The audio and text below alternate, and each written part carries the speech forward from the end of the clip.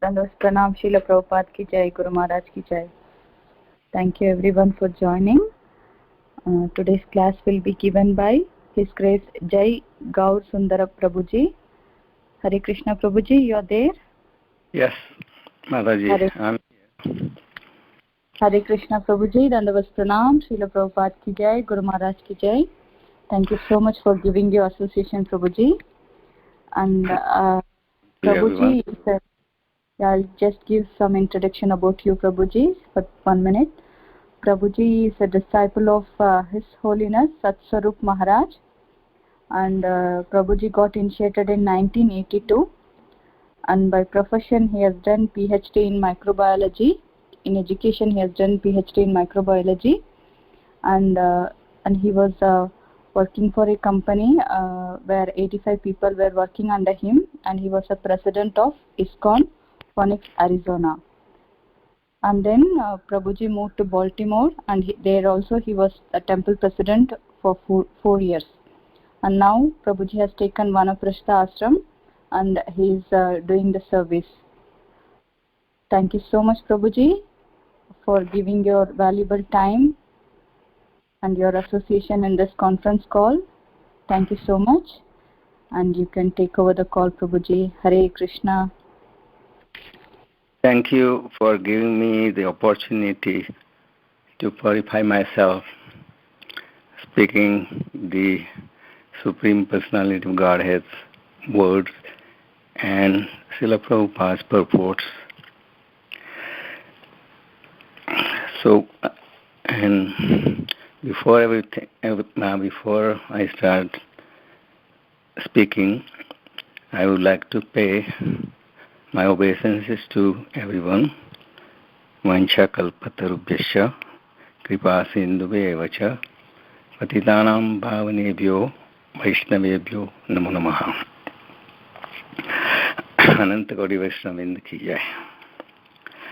Today's topic was given to me to speak on Srimad Bhagavatam, Canto 3, Chapter 33, Activities of Kapila, and text number 24 and 25. So I will recite the verse and the translation. And so verse number 24, Bhakti Pravaha Yogena Vairagyena Baliyasa Yuktanusthatan Jatena Danena.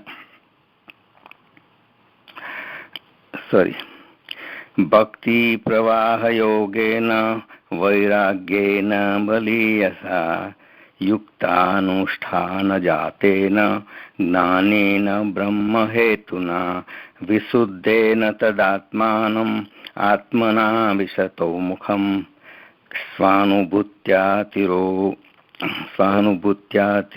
Bhuta Maya Guna Visheshanam. The word to word, Bhakti Pravaha Yogena, by continuous engagement in devotional service. Vairagyena, by renunciation. Baliyasa, very strong. Yukta Anusthana, by proper performance of duties. Jatena, produced. Gnanena, by knowledge. Brahma Hetuna, due to realization of absolute truth. Visuddhena, by purification. Tada, then. Atmanam, Supreme Personality of Godhead. Atmana, with the mind. Visvataha Mukham, whose face is turned everywhere. Sva-anubhutya, by self-realization. Tirabhuta, disappeared. Maya guna of the modes of material nature. Visheshanam, distinction.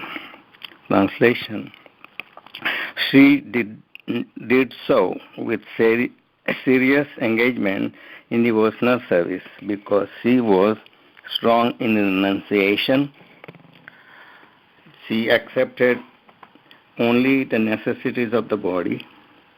She became situated in knowledge due to realization of the absolute truth.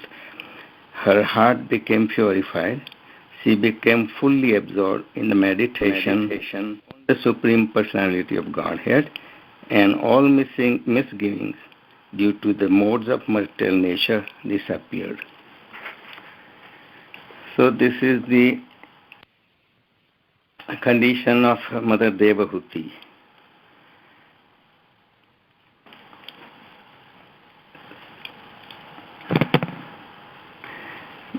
When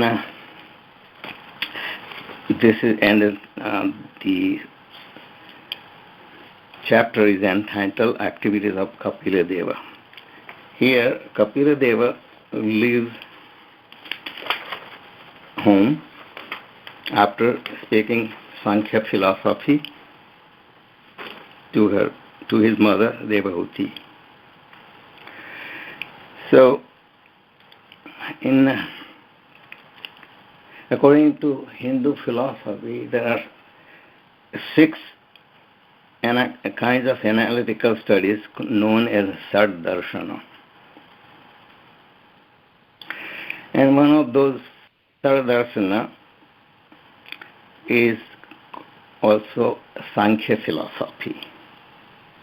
But that is propagated by an atheist named Kapila Deva.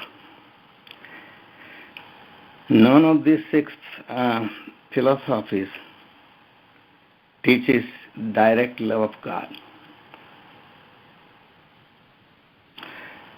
In a Gujarati poet named Narsingh Mehta, he says that by any of the Sarvadarsana, you cannot find Krishna. So, Kapil Dev is in Srimad Bhagavatam is the Supreme Lord, as compared to this that Mayavadi person who is known as also Kapila.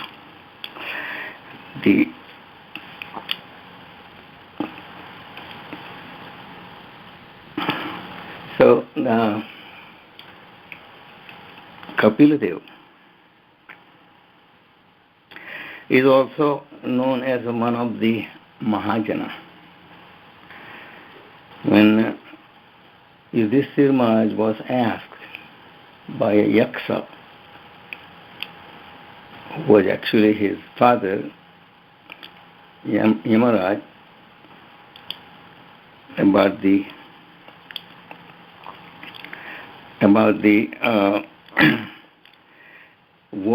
where is the truth hidden, dharmasya tattva is hidden, truth of the religion is hidden. So the Yudhishthira Maharaj answered that tarko apratisthat sritayo vibhinna nasa vrishir matam na binna dharmasya tattva nihito guhayam mahajanayena gata sapantha. So there are 12 Mahajans, and Kapil Dev is also mentioned as one of the Mahajans. That, Swayambhu, Narada, Sambhu, Kumara, Kapila, Manu, Prahlada, Janaka, Bhishma, Bali, Vayasaki, and Yamaraj. So in Sankhya analytical study, Sankhya philosophy, atheist Kapil gives description of material elements. That there are 24 material elements he came up with. Some of this science is based on those 24 elements in chemistry. But compared to that, Lord Kapil Dev, Mother Devahuti's son, he talks about 5 gross elements, 5 subtle elements, internal senses, and senses for gathering knowledge, 5 organs, etc. So,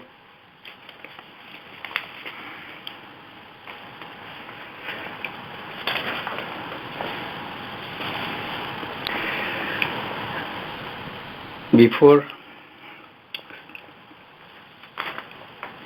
giving the synopsis of what Lord Kapil Dev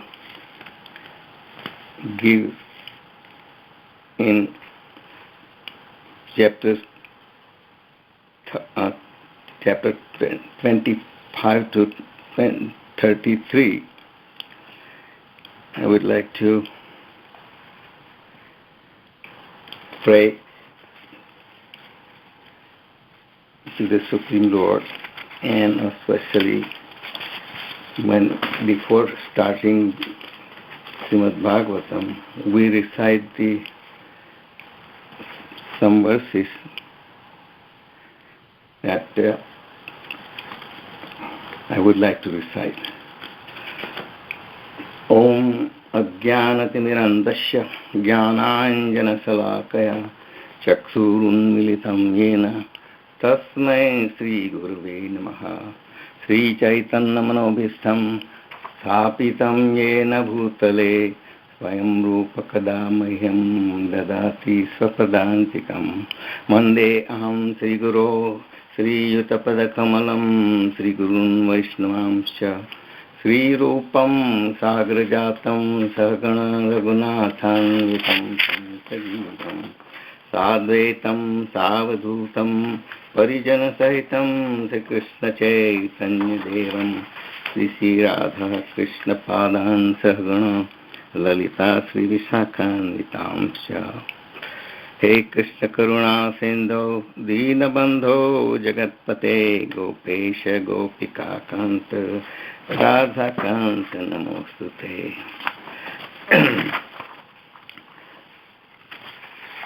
Nasta Praeshu Bhadreshu Nityam Bhagavata Sevaya Bhagavati Uttama Sloke Bhaktir Bhakti Naistiki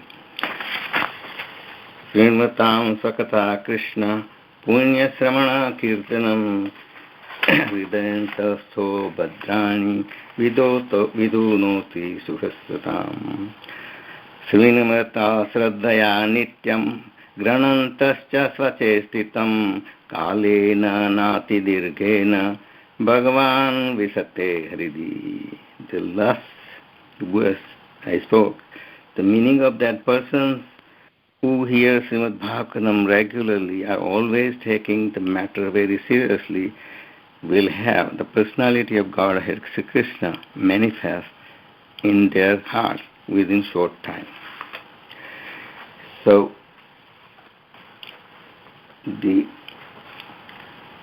is I should congratulate everyone that you have a program of regularly hearing Srimad Bhagavatam. So with that note,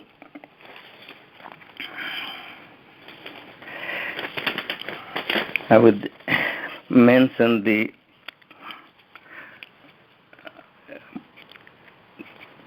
synopsis of the Sankhya philosophy by Kapila Dev. So from chapter 25 to 29, Sankhya philosophy includes the execution of devotional service. That is in chapter 28. In the beginning of the chapter 29, verse number 2, Devhuti requested Kapila Deva to describe Bhakti Yoga, effect of eternal time, and continued process of birth and death. So in answers to that, Lord explains devotional service in detail. In chapter 30, describes the adverse fruitive activities. So in the beginning, he described of a life of Grihamedi, materially entangled person, and how his family members treat him when he is old and invalid and death is approaching. Particularly in that chapter, text number 15 describes the condition of the person who is going to leave his body. So in that purport, Srila Prabhupada says that Vedic literature enjoins that before the arrival of miserable condition, one should leave home and die without his family's knowing. That is considered glorious death.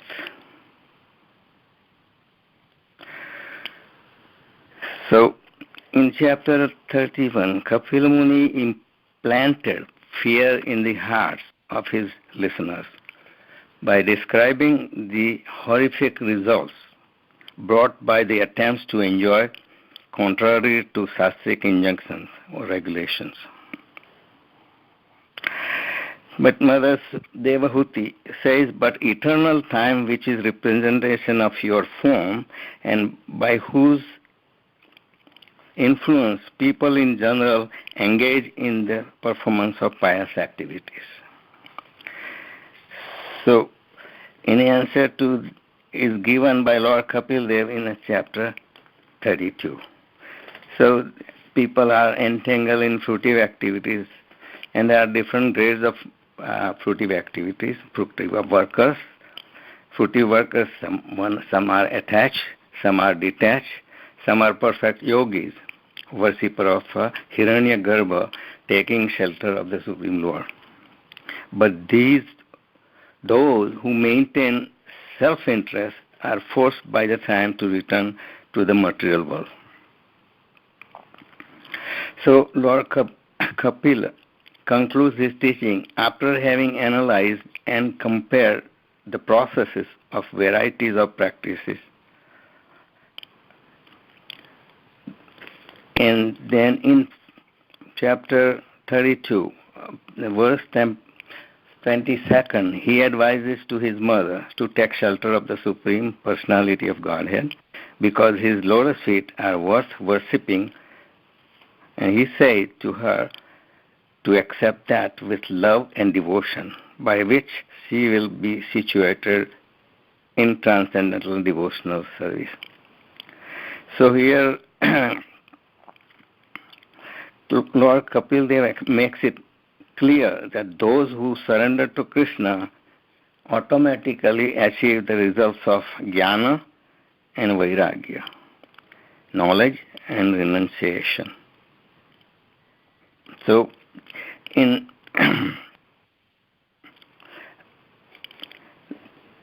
his instruction, he also says that except that with love and devotion.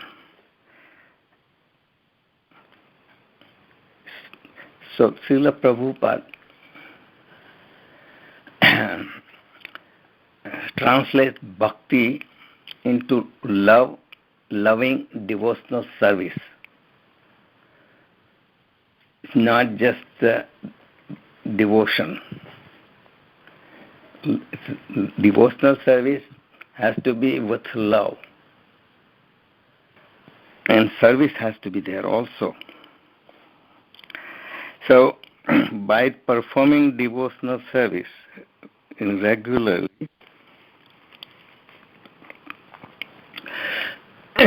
the byproduct of that is that it says in chapter 32 of and text number 23 that Vasudeva Bhagavati Bhakti Yoga Prayojita Janayati Asu Vairagyam Gnanam Yad Brahma Darshanam. So this is similar sloka is in the first canto of Srimad Bhagavatam, chapter 2, verse number 7. It says the same thing. वासुदेवे Bhagwati भक्तियोज प्रयोजिता जनयति आसु वैराग्यम ज्ञानम यद अहोतिकम causeless one gets knowledge, causeless knowledge. So in here Lord Kapila summarizes his teaching on Astanga Yoga, Jnana Yoga and Bhakti Yoga in previous chapters, and by emphasizing that attaining Bhagwan realization is ultimate goal. There are three kinds of realization: Brahmeti, Paramatmeti, Bhagwan iti sabdate. The three: Brahman, Paramatma, and Bhagwan. So, Brahman, Paramatma, and Bhagwan realization are the absolute truth, but it is gradation is there. That the highest is the Bhagwan realization. There is a story about some villagers have never seen the train. They have so they selected one intelligent person to go and find out what is the train. So that person went there, and the train was coming, blowing big whistle, and the light was there from the engine. So he went back and said, "Train is light and sound." But they were horrified with the bright light and sound. They wanted to know more about it, where this sound comes from or light comes from. So they sent second person. The second person went there. He saw the train coming by, and he saw the engine, then compartments, and the people in them. So he reported that the train is like that. There is a big engine, and there are so many compartments, and the people in there. That's a train. So, but then still they were not satisfied. They sent another person. So he went where the train stopped at the train station.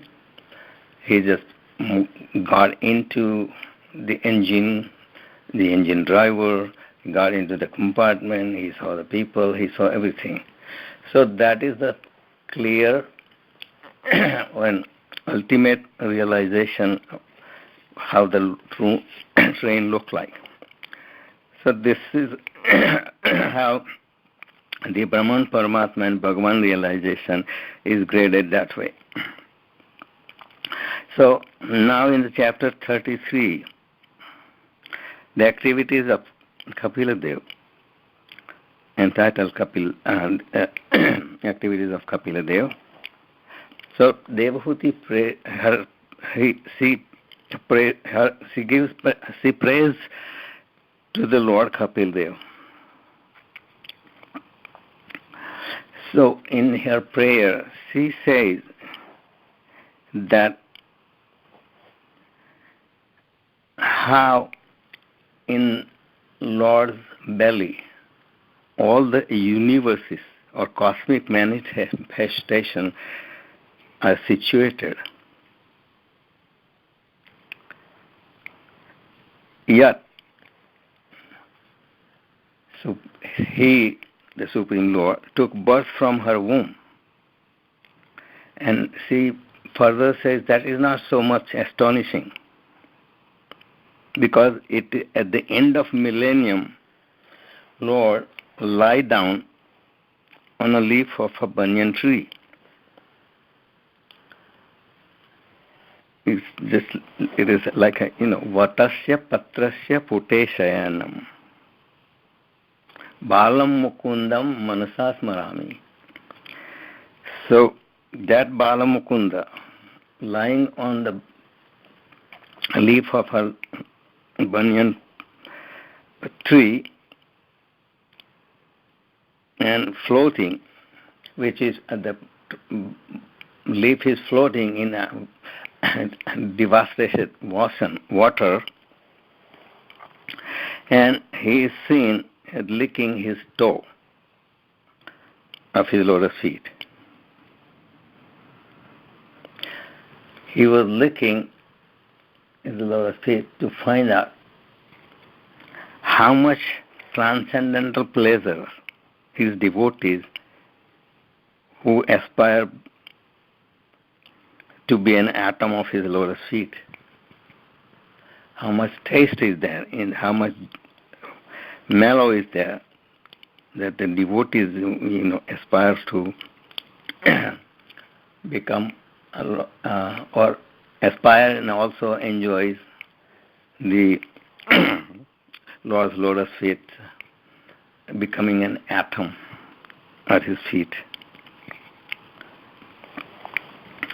So she further prayed that not only your potencies and activities are wonderful, but even your name possesses innumerable, immeasurable power. Also she glorified potency of the holy name, that even as swapacha are glorious. So what to speak of the devotees who are chanting the holy name regularly. So he says in Ahobata swapachato gariyam yajjikva agre varsate namatubhyam.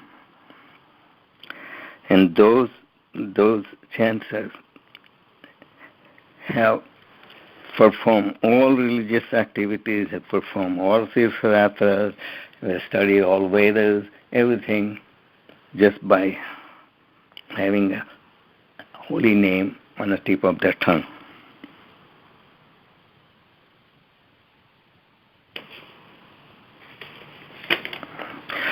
So, regarding the holy name of the Supreme Lord, there are so many instructions how to chant the holy name of the Supreme Lord. We recite 10 offenses, and and one of the offense at the end is that to be inattentive while chanting the holy name of the Lord. Bhaktivinoda Thakur mentions that all the offenses are sprouted from this one offense, which is inattentive chanting. Now, when we are chanting the holy name of the Supreme Lord, we should be pronouncing each and every syllable, word properly, and keeping our mind concentrated on those words.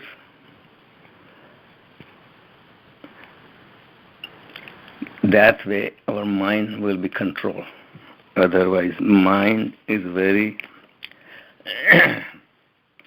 mind can act as a friend or it can act as an enemy. Manayeva manushyanam karanam bandhamokshayo. The mind can keep you binded in this material world, or mind can help you to get liberation. If we can control the mind, then we get liberated very easily. So here in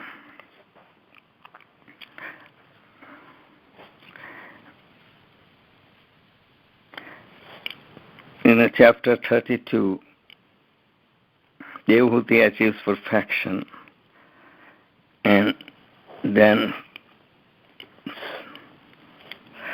Kapil Muni's responsibility towards his mother is now complete. So after taking the permission from her, Lord Kapila leaves home. So Devhuti remains behind in her husband's ashram, detached from everything, despite she had so many things surrounding opulent atmosphere. Her son had been her only shelter. Now that he has left her, she feels sorrow at his separation. So says, aggrieved at the loss of her son, just as a cow is affected when her calf dies. So she was just like a cow, separated from her calf or son. So it is interesting that Kapil Dev's teaching on bhakti is mixed with Jnana Yoga and Ashtanga Yoga. Still, she simply became fully absorbed in the love of her son, Vatsalya. That word Vatsalya is derived from Vatsa. Vatsa means calf. So as a cow is affectionate toward her calf, a person may be affectionate toward the children, and affection is expressed different ways, by hugging the child or holding the child to the chest. So this love-filled relationship, or what? In this verse, in verse number 22, describes that when Devhuti, was separated from her son, the words describing her condition was Vatse Gaura Eva Vatsala. Her separation from her son was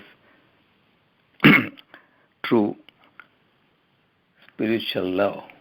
It was not just like a mundane separation from a father or mother from the son. So this separation is a true spiritual separation, and Srila Prabhupada, in a Krishna book, he describes the importance of the spiritual separation by citing example of gopis, how they were able to enjoy Krishna's company through strong feelings of separation. So this is Vipralamba Seva. See, gopis were doing, were thinking of Krishna when Krishna was going to the forest with cowboys and cows. They were always thinking of him, thinking that Krishna's lotus feet are so soft that they are afraid to put their lotus feet on their breast, thinking that they're hard breast. So how Krishna is walking in in a forest with so many thorns, so many pebbles, and must be freaking to his feet, and thinking that they were lamenting, they were thinking of Krishna continuously, and they were meditating that way on Krishna in a Vipralamba Seva. Similarly, Devahuti continually meditated on her son. She carefully followed his instruction in devotional service. Her heart became purified, and she became situated in full knowledge. This is what this today's verse describes. So, having said this thing,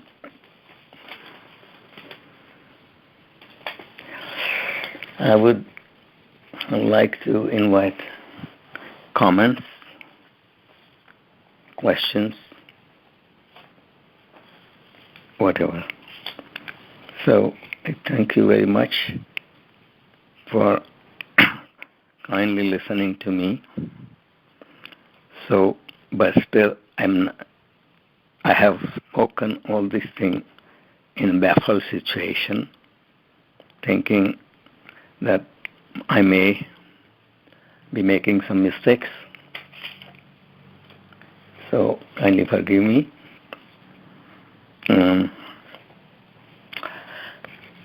Can I ask questions, or please give me the comments? I would like to listen more comments than questions. Thank you very much. Hare Krishna.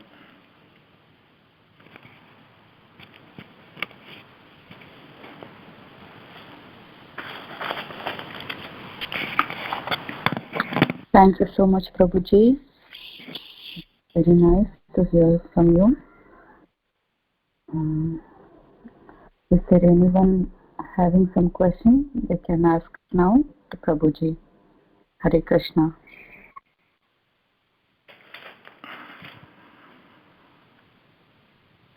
Hare Krishna, Prabhuji. Dandavad Pranam. All the Srila Prabhupada and Guruji. Hare Thank you very much, Prabhu class. Thank you, Prabhu. Phil kept sitting in Gopinath temple.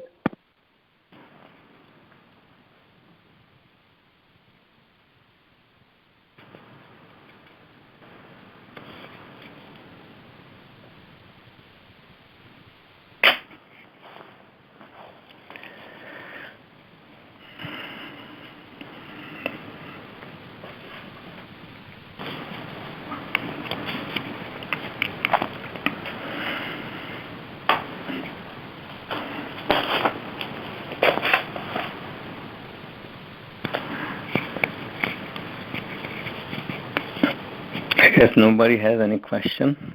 Hare Krishna Prabhu, Dana Pranam, all glories to Srila Prabhupada and Guru Maharaj. It's a very, very beautiful class, Prabhu. You started from the beginning and in the whole summary in this class. Prabhuji, you are telling that loving devotional service. Can you explain more about this? Devotional service. Bhakti Yoga means loving devotional service. Please, can you explain more about this, Prabhu? Well, the word bhakti means devotion. So, the devotion to Supreme Lord Krishna, Prabhupada says that it's not just the bhakti, it's just devotion. It should be loving devotional service. That is bhakti. So three things. You have to have devotion, but have to have love, lovingly serve to the Supreme Lord. That is definition of Krishna Bhakti. It's not just love, but service also, and devotion. Does that answer your question? Yes, Prabhu. Mostly when we practice devotional service, it's like a mechanical. That's why I was asking to you, means that how we can aid that loving devotional in the practice when we practice devotional service. Generally, devotion is, the word devotion is used for, bhakti is used for devotees of Lord. Devatas and some other people, some country or family. That's a devotion, but that is centered, materially centered devotion. Many people have a devotion to demigod, but they have a reason to have a devotion to the demigod. There is some motive behind that devotion, and mostly it's material. So materially motivated devotion is not devotion, and it should be spiritually motivated devotion. That's in that, and spiritually motivated devotion, one has to accept spiritual master and abide by his instructions. It says tadvidi panipatena paripasnena sevaya. You have to do three things. Panipat is bowing down. Then ask question and do service. Pranipati means you have to bow down to the spiritual master and humbly ask the question. Then you can get the knowledge of what is real devotional service is. So Devahuti got this thing, knowledge, by continuously engaged herself in devotional service. So, as a byproduct of the devotion, there is a knowledge and renunciation, vairagya and jnana. So, when in the Krishna Bhakti in Golok Vrindavan is pure bhakti. Even in this, there is a story about there one time Narad Muni was passing through Vrindavan. So one young lady was crying. So out of curiosity, he asked, "Who are you and why are you crying?" So she said, "My name is Bhakti, and I'm crying because," she tells her the story that she was born in South India, and with her, she had two sons also born with her, and they were Jnana and Vairagya. But when they were traveling towards Vrindavan, when they came to Gujarat, they became old, all three of them. And when they proceeded further, somehow they made to Vrindavan, that Bhakti got Navayovana. But her two sons remained old and invalid. So that's why she was crying. But also she said, one day I will go to Videsh. Videsh means foreign countries. So who brought these devotional service to foreign countries, our dear Srila Prabhupada. So that was predicted a long time ago. So and Prabhupada has given devotional service to the Supreme Lord, and he has done so much writings in Parampara, and give us this literature that if we can study regularly, study, not just read only, study regularly, then our heart gets purified and we understand, we have proper knowledge.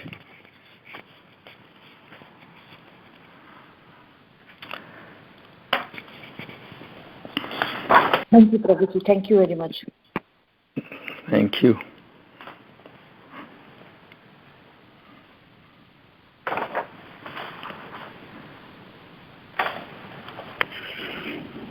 Hare Krishna, Prabhuji, please accept my humble obeisances.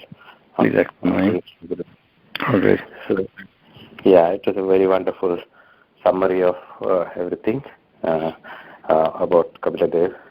I was curious to know about the atheist Kapil Muni. Why would he do that?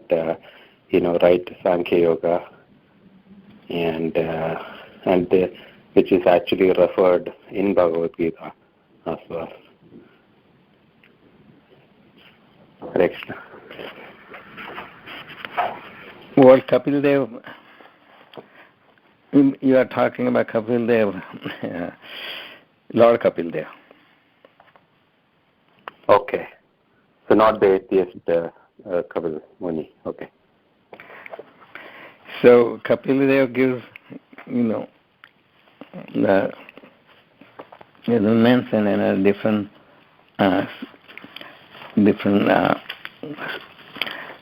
chapters. He gives, he gives the analytical study of the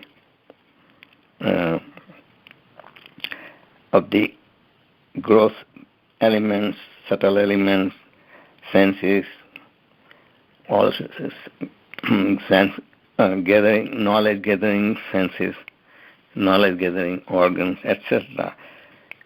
This is the analytical study of all these things, leading to devotion.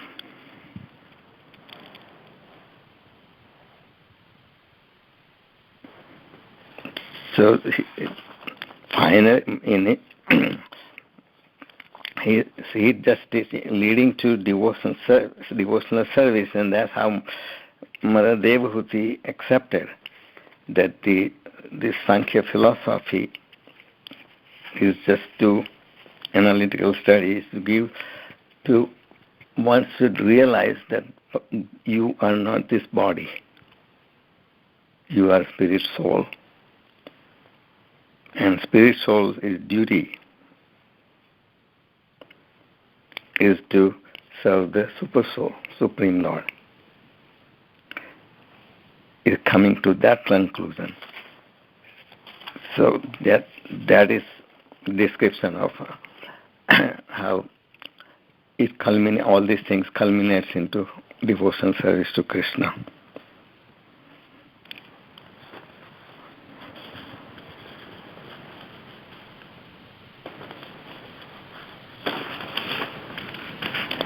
Does that answer your question or something else? No, thank you. I think my question really was about the atheist Kapil Muni you mentioned. So what was his objective? That was my real question. The Kapil Muni mentioned in Bhagavatam is for Bhakti Yoga. I was trying to understand about the atheist. Atheists will have given analytical study of the material elements in the universe. What are the, different in material universe in material elements? Earth, water, fire, ether, as described in detail. But there is no place where it is connected. All these things are connected with the Supreme Lord, who created this cosmic manifestation. And while Kapil Dev in our Bhagavatam, he gives a different, it gives the analytical study of these senses, mind, body, and who we are, and what is the difference between our body, our senses, and our self, which is soul. So that is how that is the difference between these philosophies. So Saddarshan doesn't have, it doesn't mention anything about the Supreme Lord. They don't connect with just the philosophy only.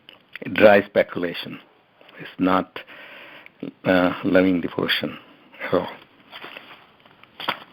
Okay, thank you. That explains. You're welcome. Hare Krishna.